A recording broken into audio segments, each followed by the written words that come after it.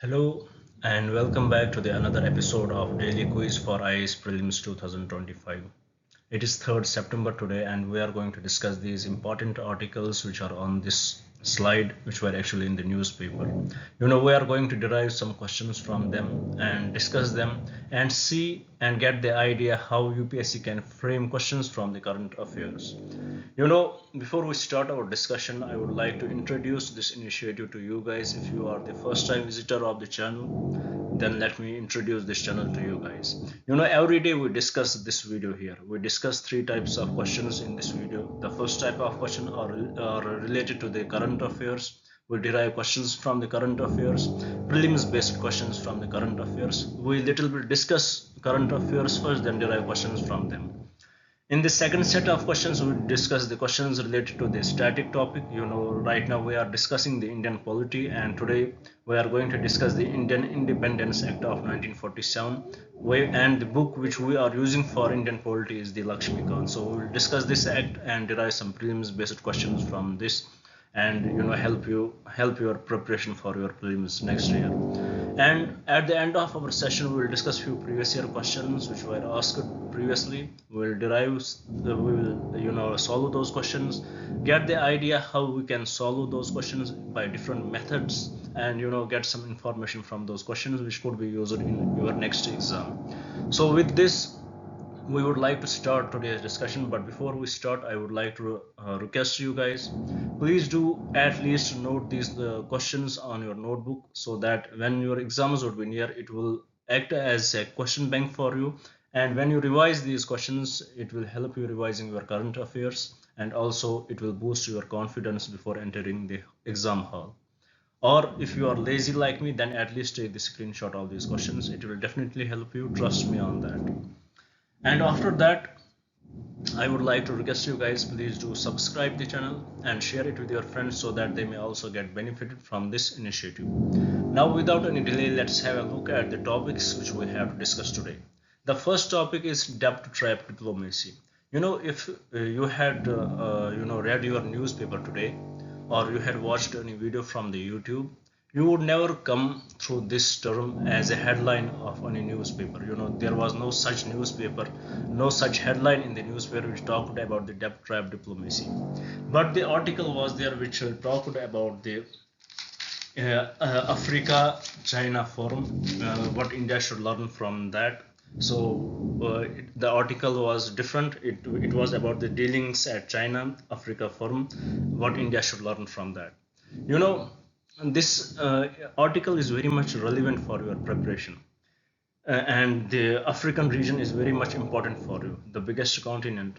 We should know about that. We should know about the conditions in Africa.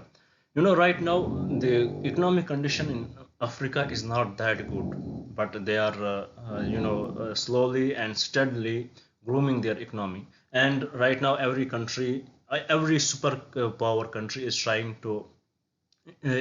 is trying to set their foot in Africa with respect to their trade relations with the African countries. We don't have to take Africa as a single country here. We are not talking particular to the single country, but we have to take it as a continent. It has more to provide to the world than other continents can provide.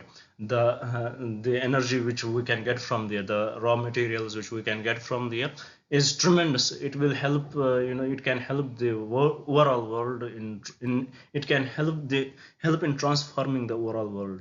But the problem with Africa is that they are not that much developed. They had the legacy of colonialism. They have the legacy of the constant war. They have the legacy of social impact, social issues.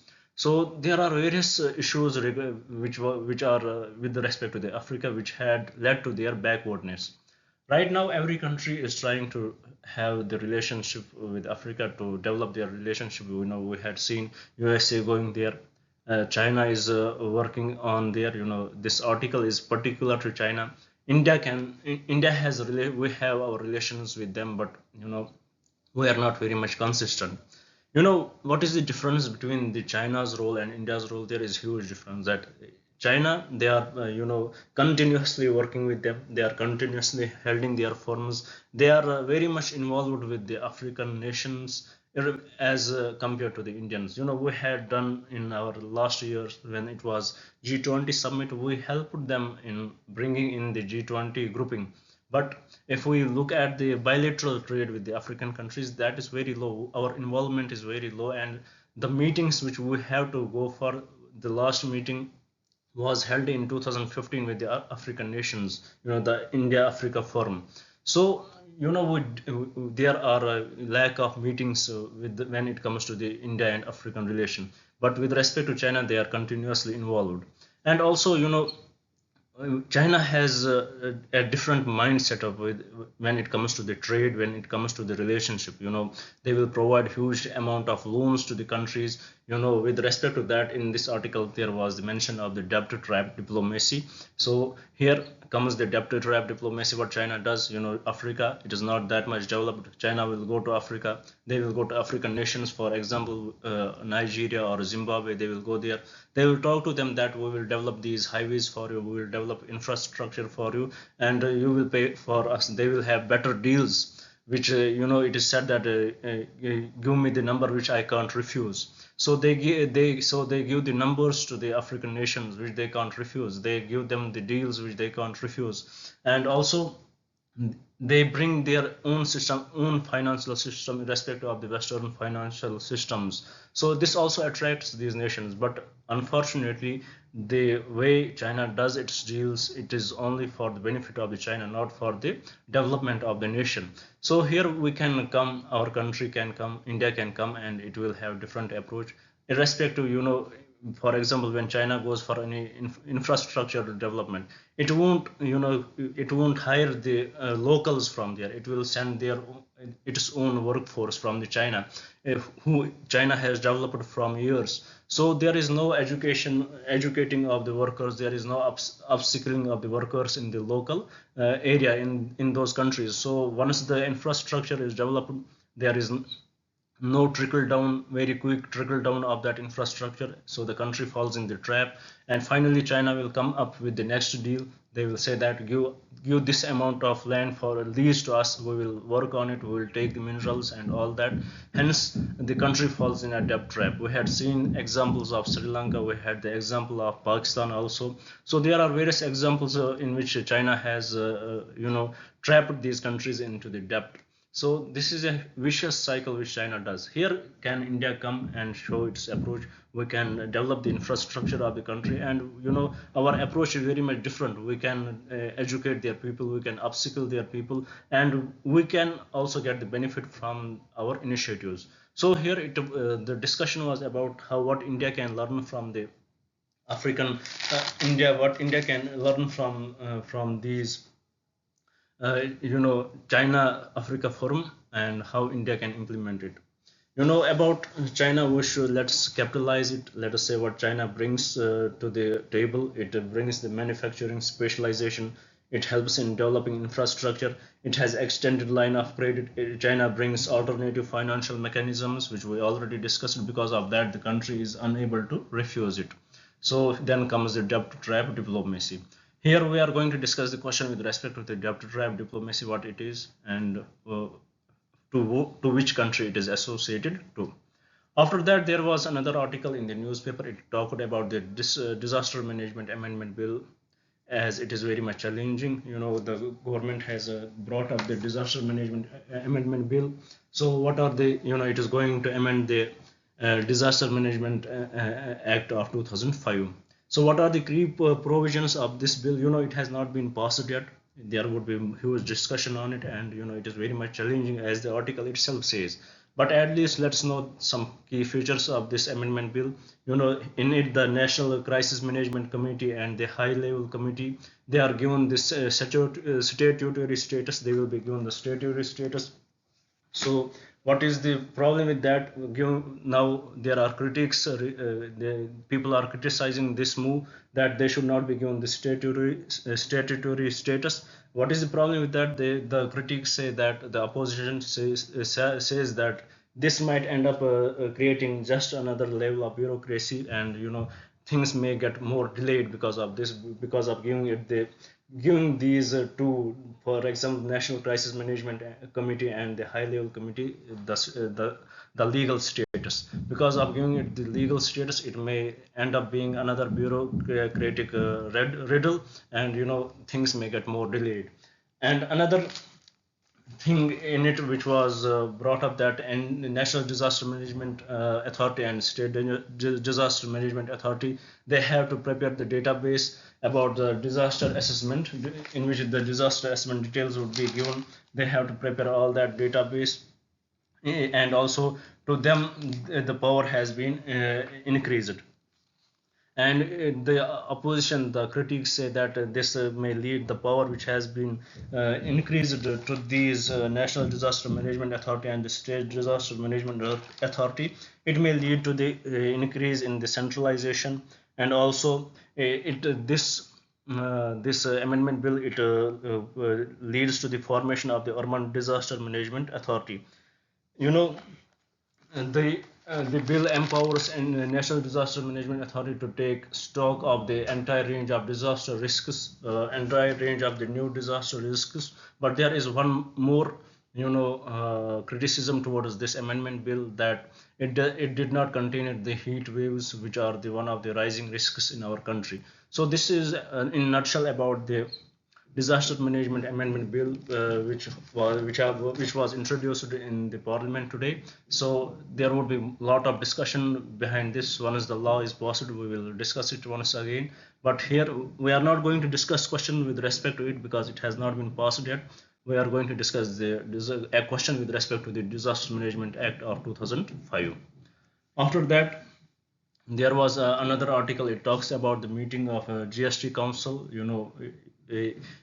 About the meeting of GST Council, it is sometimes delayed for months, and sometimes it is these meetings are happening very continuously.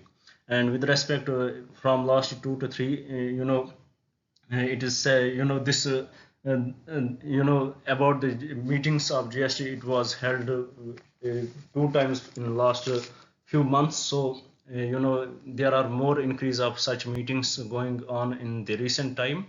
So this becomes very much important for us to understand the functioning of the GST Council. It is headed by the Union Finance Ministry. What does it do? It discusses the taxes, cesses, and surcharges which may be added to the GST, or it also discusses about the goods and services to be taken out or added to the GST. And also it discusses various parameters. It discusses various parameters related to the taxes, related to surcharges, related to goods and services which to be added into the list. GST Council, we will derive some question which would be in line with the prelims preparation. We will derive it and discuss it. After that, the another article which was in the news, it talked about the unified lending interface. RBI has brought it. What was the need of this unified lending interface? For example, there are two persons. One who is rich, who has a lot of money. He goes to the bank. The banks welcome him. They give him the money because he is trusted one. Once the poor person who reaches the bank, that poor person does not have the money. He has no formal representation how much amount is in his bank, what was his financial contributions in his last 1 to 2 years. So because of that, there are various delays in giving loan to him, and he is pressurized to go for the money lenders to ask for high interest loans, or because of that he gets into the debt trap cycle. And there are various huge consequences of that. With respect to that, the RBI has brought up this unified lending interface. What does it do? The banks will, once the customer will go for the loan, the banks will check on this, whether what is the financial status of that person. And because of that, the banks will get the information from this, and they will get the background of the person, his financial status, and by that, at the end of by understanding it, they will grant the loan to the person. So what it will help in, granting loans in a very small time frame, it will the delays which we have in getting the loans from the banks, it will reduce that delay. And it will act as an inclusive. It will mostly benefit the farmers and low income people, or those who had just started the business. It will definitely help them. So with respect to this unified lending interface, we will discuss the question in our question session. After that, we have to discuss the questions with respect to the PM's visit to Brunei and Singapore. Our Prime Minister is going to visit these countries. They are very much important for us. Because of this visit, there are going to be some advantages with respect to our trade. The Brunei, it is rich in fossil fuels. LNG, liquid LNG is, we trade in LNG. And because of the recently we are buying cheap oil from the Russia, so our trade with the Brunei has decreased. It is said that our bilateral trade with Brunei is $5 million only. And this visit will definitely help us in develop money relationship with the Brunei. They are very much important for us, even for our space stations. Space deal, we can develop a space deal with them. We need monitoring of our space shuttles, so this country will definitely help us in achieving that aspect. And finally, with the Singapore, it is one of the biggest country of the ASEAN group. We have huge people to people contact. Our students are studying there. Our youth is employed there in the IT sector, so it would be very much important for us to it is very much important visit for our country. For our PM's visit to Singapore, it will definitely impact the relation between the two countries. After that, there was another article. It talked about the center has constituted 23rd Law Commission. About the Law Commission, we should know that the tenure of the Law Commission is 3 years. The members of the Law Commission are the serving Supreme Court and High Court judges, and who are the ex officio members. Ex officio members members to be part of it are secretary to the Department of Legal Affairs. So about this Law Commission, we will derive some questions at the end of our discussion. After that, we will discuss about the Indian Independence Act of 1947. This slide will come up, and we will derive the key provisions of the Indian Independence Act of 1947. And finally, we will discuss few previous year questions. So this was about what was in the news. Now let's discuss the questions with respect to these articles. Before we start discussion, I would like to repeat one thing here. That is, the purpose of this discussion is not to discuss the news analysis. You may say that, sir, you had not added all the topics, and you had not done the detailed discussion here. But listen, dear, our purpose is not to discuss the news analysis. We take up these articles so that it will give the context why we are asking, why we are solving these questions. And also, if you had not read the newspaper, it will definitely help you in some way. Even though we are not taking it in detail, but at least we are taking all the important points which are necessary for you guys, and some points are added in the questions also, so that you will get the extra information with respect to this. So with this, let's move out to our first question, which was in with respect to the debt. Here the question says, which of the following is a key feature of a debt trap diplomacy? Here we have to understand which of the following is the key feature of the debt trap diplomacy. First, offering high interest loans to the developing countries. No, it can't be the feature of the debt trap diplomacy. Once China can't offer high interest loans to these countries, why would they go for the trade with the China then? They will simply go for the another international financial firms like IMF or World Bank. So this is not the key feature of it. Option B, providing military aid to countries in debt. No, this is a totally absurd statement. Option C, imposing economic sanctions on indebted countries. No, China does not do this. They don't impose economic sanctions on indebted countries. What they do, option D is the correct answer for that. They forcing indebted countries to cede strategic assets. This is 100% correct with respect to the key feature of the debt trap diplomacy. They force indebted countries to cede strategic assets. as they had done in Sri Lanka and Pakistan already. So for the question number 1, the correct statement is option D. Now with the debt trap diplomacy, this is the simpler question with respect to it. Here the question says debt trap diplomacy is a controversial practice often associated with which country? It is associated with China, even though it is not officially accepted by China, but it is the alleged phenomenon related to the China. It is true, but it is not official term. Now with this, I hope you had understood what was in the news and this question itself. Now let's move to the another question in the news today. It talked about which of the following statements regarding the Disaster Management Act 2005 are correct.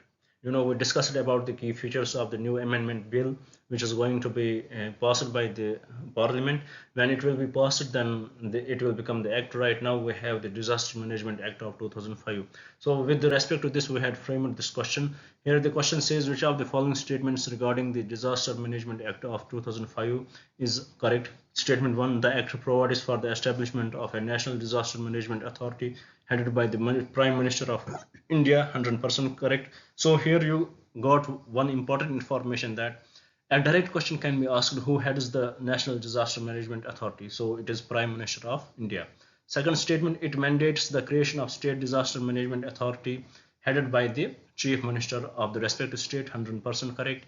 Third statement, the act prescribes a National Disaster Response Fund to be established as a statutory body under the Ministry of Home Affairs. It does prescribe a National Disaster Response Fund, and it does come under the Ministry of Home Affairs, but it is not, it is not a statutory body, it is not a legal body. So this statement 3 is incorrect. Statement 4, there is no legal backing to it, so statement 3 is incorrect. Statement 4, the National Disaster Management Authority is responsible for formulating policies, plans and guidelines for disaster management. 100% correct. So for this question, the correct option is option 1, option 2 and option 4 only, and from the code given below, the correct code would be option B. Now with this, I hope you had understood the Disaster Management Act, key features of it. You had understood some of the amendment to it, and key features of the amendment bill to this. I hope you had understood it.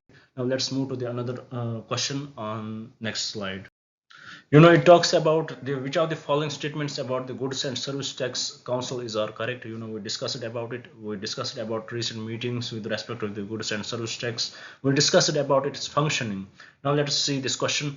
First statement, the GST Council is a constitutional body established under Article 279A of the Indian Constitution. 100% correct. Second question, the GST Council is chaired by the Finance Minister of India. 100% correct. Statement 3, the GST Council is responsible for making recommendations on the tax rates for goods and service. 100% correct. Statement 4, the Council's recommendation on GST rates are binding on the central and state governments. No, these are not binding on central and state governments. So option 4 is incorrect. So for this, the correct option is option 1, option 2 and option 3 only.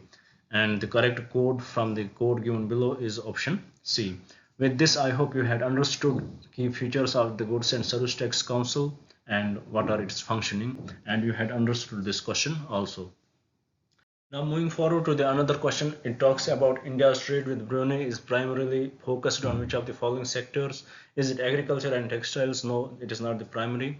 Is it primary focus is it information technology and pharmaceuticals? No, it is not.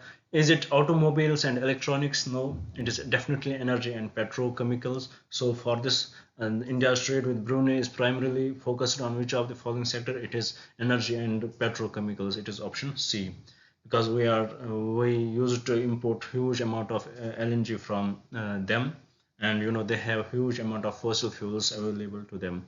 So they may be very much helpful for us in getting our energy needs. Coming to the next question, it is with respect to the Singapore. India's trade with Singapore is primarily focused on which of the following sectors? Is it agriculture and textiles? No. Information technology and pharmaceuticals? Let's keep it here. Is it energy and petrochemicals? No. Is it automobiles and electronics? No. So what is the correct option? It is option B. It is definitely information technology and pharmaceuticals. Our primary focus is on this information technology and pharmaceuticals. So for this question, the correct option is option B. With this, let's To the another question, it talks about the unified lending interface is an initiative aimed at streamlining the lending process in India. Which of the following is not a primary objective of the ULI, which is unified lending interface? Here we have to find out which of them is not the primary objective of the ULI. The first statement, that to reduce the time taken for loan approvals, it is its objective, so it is not correct with respect to this question. Option B, to increase the cost of borrowings from for small business. To increase the cost of borrowing from for small business, no, this is the correct option for this, as it is not the primary objective of the ULI, because the purpose is to reduce reduce the cost of borrowings for small businesses, not to increase the cost of borrowings. So here we have to find which of them is not a primary objective. So option B is not the primary objective of the ULI. Let us look at the third option, to improve access to credit for rural borrowers. 100% correct, it is the primary objective. Option D, to enhance transparency in the lending process. 100% true. So for this question here we have to find out which of them is not a primary objective of the ULI. So it is option B, which is option B is not the primary objective of the ULI, which is to increase the cost of borrowing for small business. So the correct option for this question is option B. Now with this, let's move to the another question, I guess, or we had completed today's discussion with respect to current affairs. I don't know. That is the next slide. Yeah, we have another question. It is about the primary function of the Law Commission of India is to first educate legal disputes, and no, draft new laws and review existing legislations. 100% true. Appoint judges to the Supreme Court, no. Provide legal advice to the government, no. It is option B, which is the correct option. Draft new laws and review existing legislations. It is the primary function of the Law Commission of India. And another question, it says the Law Commission of India is typically constituted for a period of 100%. The option 100%, the correct option is option B, which is 3 years. So for the first question on this slide, the correct option is option B, and for the second question the correct option is also option B, which is 3 years. Now with this we had completed our discussion with respect to the current affairs. We had driven some important questions from the current affairs topics. Now let's move to the static topic which we have to discuss today. It is Indian Independence Act of 1947. It is the act which gave us the full independence to India, and it created a partition between India and Pakistan. So with respect to this, let's see what are the key features of it. First, it ended the British rule in India from August 15, 1947. 100% it ended. It provided for it ended the British rule in India and declared India as an independent and sovereign state from August 15, 1947. It provided for the partition of India and creation of two independent dominions of India and Pakistan. 100% it provided for the partition of India and creation of two independent dominions of India and Pakistan with the right to secede from the British Commonwealth. It abolished the office of Viceroy and provided for each dominion a Governor General. The office of Viceroy was abolished by this act, and for each dominion, which is India and Pakistan, they were granted a Governor General. Fourth, it empowered the constitution assemblies of two dominions to frame and adopt any constitution for their respective nations. So it empowered the constituent assemblies of the two dominions, which is India and Pakistan, to frame and adopt any constitution for their respective nations. It abolished the office of the Secretary of the State for India. It granted freedom to the Indian princely states either to join any dominion or remain independent. It was up to their wish. It deprived the British monarch of his right to veto bills or ask for reservation of certain bills for his approval, but the right was reserved for the Governor General, as the Governor General would have full power to assent to any bill in the name of his Majesty.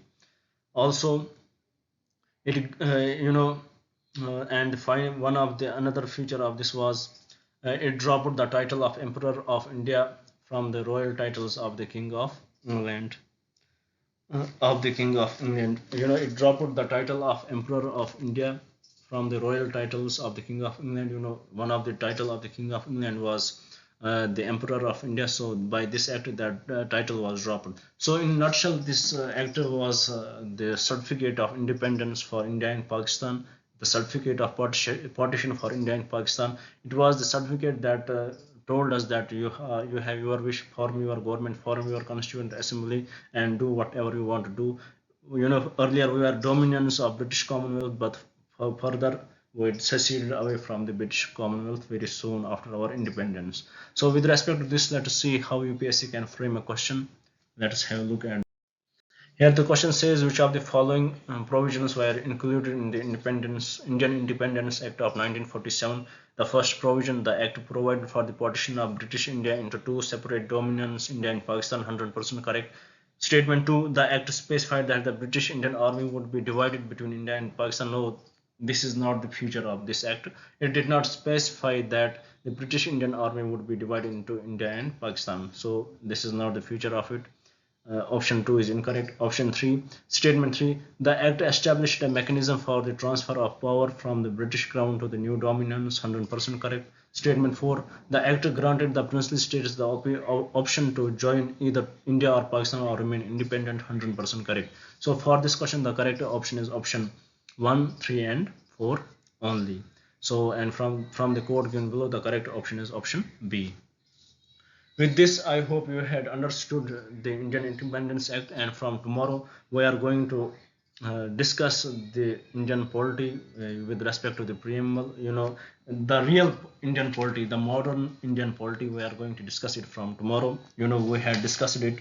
The purpose of discussing these modern Indian acts was to understand how government went for this. First, how earlier it went for the centralization, and how it saw that centralization is not the solution, and it started to divide the powers between the center and the states. And finally, how earlier the executive was the head and legislative was responsible to the executive, and how it transferred the power that now executive would be responsible to the legislature. So this was the whole understanding behind why we discussed these articles here. From tomorrow we are going to discuss the making of the constitution. As I had told you, we will discuss every article of this book, which is Lakshmikant. So we are going to discuss it tomorrow, making of the Indian constitution. We will discuss this chapter in nutshell tomorrow, and by that, after that, we will start discussing everything which is in the book. So don't worry about that. I hope with this you had understood the static part also. Now let's move to the previous year questions which we have to discuss.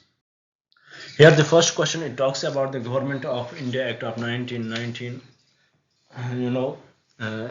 About it, the Government of India Act of 1919 clearly defined it. If you had been with me, you will definitely answer this question.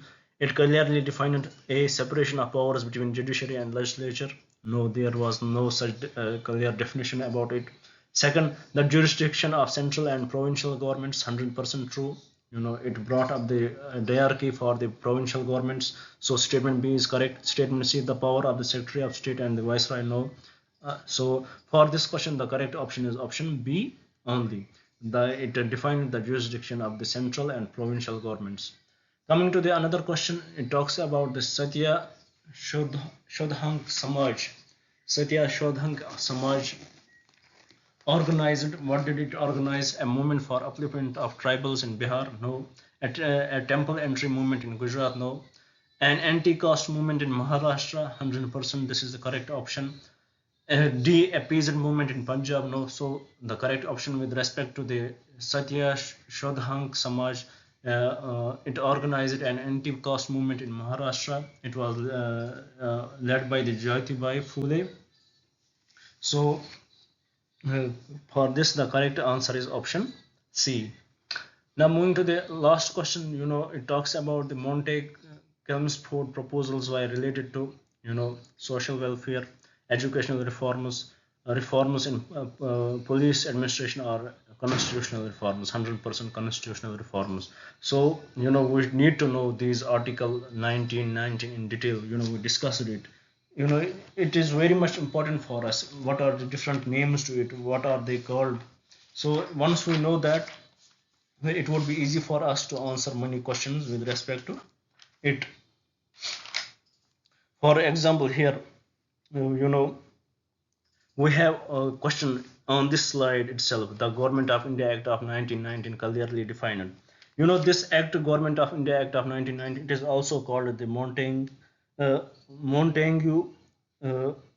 Chelmsford reform. So these questions, if we know the question number one here, which is defined about the jurisdiction of central and provincial governments. So we should definitely know the last question also, because this is one of the same thing. Here the UPSC is playing tricks with us, that whether they know the different names of the same act. So it is definitely the constitutional, it dealt with the constitutional reforms.